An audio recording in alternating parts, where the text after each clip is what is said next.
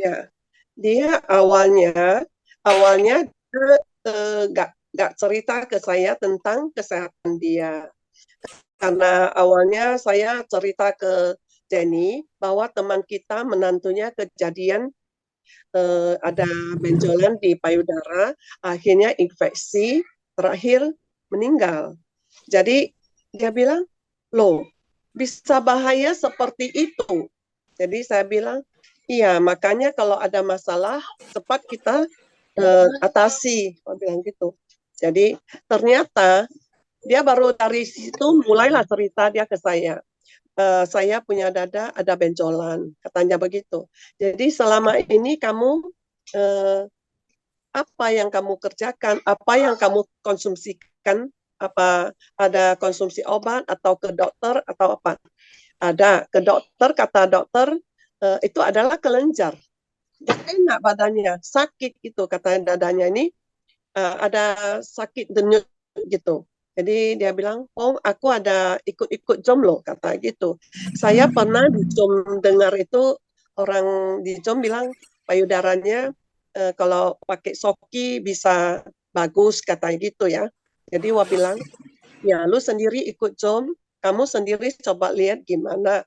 Karena dia kan udah nampak ada benjolannya udah agak besar. Jadi saya sendiri kan, kita kan bukan dokter, jadi nggak berani ambil keputusan. Jadi Wah bilang, ini badan kamu sendiri, kamu harus ambil keputusan sendiri, kamu yakin mau pakai alat kita. Kalau kamu mau, boleh. Eh, tapi kalau menurut saya, sebenarnya ini kelenjar itu memang nggak bahaya. Karena saya sendiri udah pernah bawa anak teman saya ke Penang operasi buang itu kelenjar. Saya udah pernah ngalami bawa anak teman saya.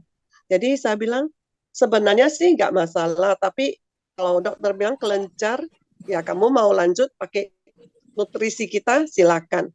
Jadi dia coba, dia bilang, pakai enzim dan si formula, dia sendiri udah ada si mesin dan e-power. Jadi terakhir dia pakai juga lanjut. Kata Jenny, bagus loh Pong. Aku punya dada udah agak denyut. Udah bagus sekali, udah enak. Saya udah bisa tidur, saya udah tenang, saya udah aman katanya.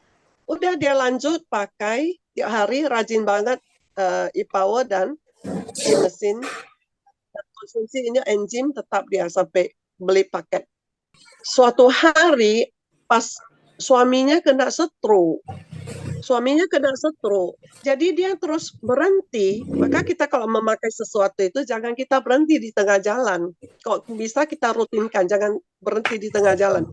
Jadi dia berhenti, dia lebih ke depannya ke suaminya. Jadi suaminya stroke-nya terus dikasih cimesin ke suaminya, Fir sama Ipao semua ke suaminya make. Akhirnya suaminya sembuh dari stroke. Terakhir dia merasa sakit, jadi wanjurkan bagus lu ke dokter lagi, cari dokternya, kasih periksa sekali lagi. Dokter periksa dia. Dokter bilang, loh, kamu ini memang nggak bahaya sih, nggak bahaya, cuma kalau memang mau dibuang, buat apa kalau benda kayak gini dipelihara di badan. Jadi kalau mau dibuang, kita kemokan mau dikemo aja, katanya gitu. Jadi nanti buang aja, nanti baru pemulihan, katanya gitu. Memang nggak ada salahnya. Tetapi saya aneh, aku heran kali, katanya gitu. Kalau yang sesama kamu ini menyebar sampai kemana-mana. Kenapa kamu ini kok di situ aja ya, situ aja katanya dokter. 1001 katanya. Cuma kamu aja yang kayak gini. Saya lihat katanya gitu. Saya lihat gitu banyak, semua ada menyebar entah ke paru-paru, ke jantung katanya gitu. Jadi kok kamu punya tetap di situ. Jadi si Jenny jadi aman. Jadi dia bilang gini, loh kok bisa ya? Berarti selama ini saya nggak sia-sia pakai e-power dan si mesin dengan peer. Jadi kalau gitu saya nggak ada sia-sianya. Nah, terus nggak apa dokter bilang, kita anjurkan ya kemo 8 kali, nanti tinggal buang aja, nggak masalah, nggak bahaya, kata. Jadi oke, si janinnya kemo sampai lewat juga 8 kali, tenang-tenang aja, nggak ada merasa tersiksa gitu, sakit ataupun jari kuku hitam atau apa gitu ya. Apalagi kalau dia makin soki dia makin sehat katanya. Dia udah habis kemo sekarang dia tetap soki terus, soki lengkap. Nggak merasa rugi dia pakai apa Cimesin, IPAO dan FIR. Dia sampai sekarang tetap soki lengkap dia. Badannya tetap fit. Kalau orang nggak tahu dia itu bekas kemo ya, kalau dia rambutnya udah ada orang nggak tahu dia itu bekas kemo. Orang badan dia tetap nengok di foto aja dekat apa ya begitu seger, ketawa, semangat hidupnya begitu besar. Nah itu